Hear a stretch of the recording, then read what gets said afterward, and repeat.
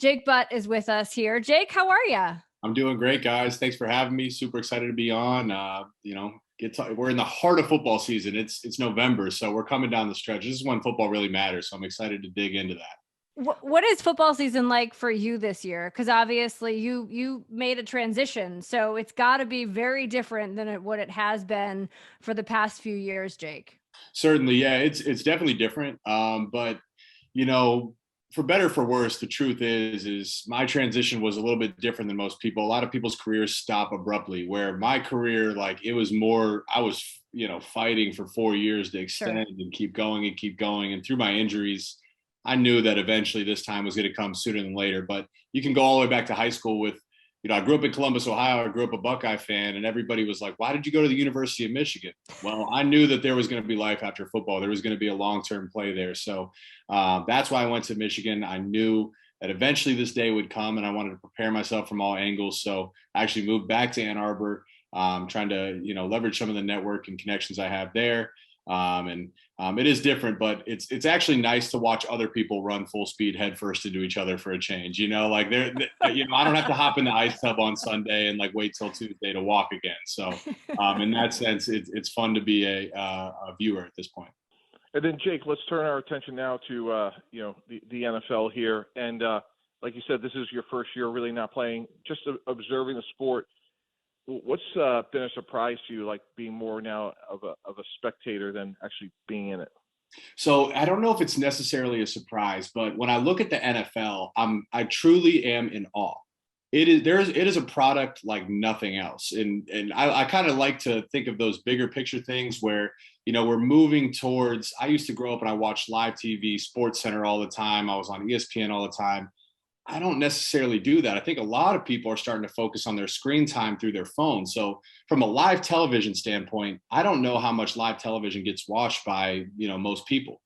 Sunday, all day, people are watching the NFL and the NFL delivers. It's truly a product like no other. You see guys making unbelievably spectacular plays, like a modern day gladiator. And then you have immediately slow-mo cameras at every single angle. There's back and forth.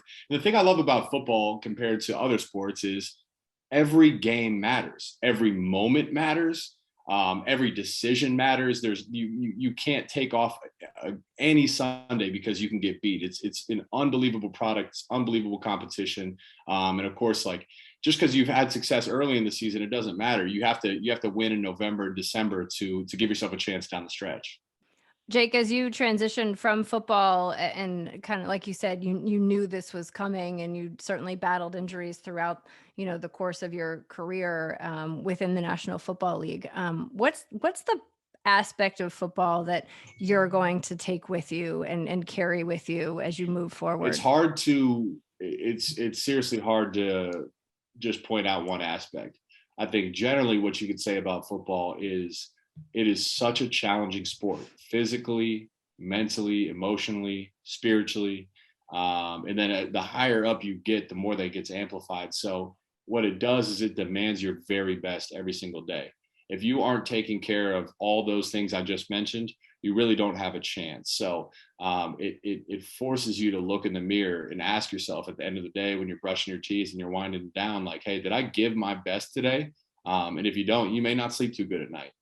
So you have to look in the mirror and be very honest with yourself. And if you can adapt that mindset, then truly, what are your limitations in life? So that's for me is a lot of people when I had to announce this retirement is people were like very sad, like as if I died. Seriously, it's pretty sad. Where I'm like, hey, listen, I'm 26. I got my whole entire life ahead of me. I got a Michigan degree. I played 4 years in the NFL. Guys, don't feel sorry for me. I'm going to apply this mindset and a lot of these traits that I learned through the NFL and apply it to this next step in my life. And in that sense, I will continue to achieve great things. For the next group of guys that are coming out from college to pros, and you could go back 4 years, obviously you had the tragic injury in the bowl game. What's the one piece of advice that you wish you knew transitioning, that if you could tell these guys that are going to be coming out in this year's draft class, that after all the trials and tribulations you had in the NFL, that you wish you knew as you were making that transition? You start with high school football, and it's the purest form of football. There's no financial incentive. There's really not, cameras involved or anything. You're truly playing for the love of game. Then you get to college and you're still really not getting paid. You get to have a relationship with your teammates every single day and most of your coaches. But you do get, at least introduced to the business side of the game. We get to the NFL, and to be honest with you, Mike, as you know, it really is a business first.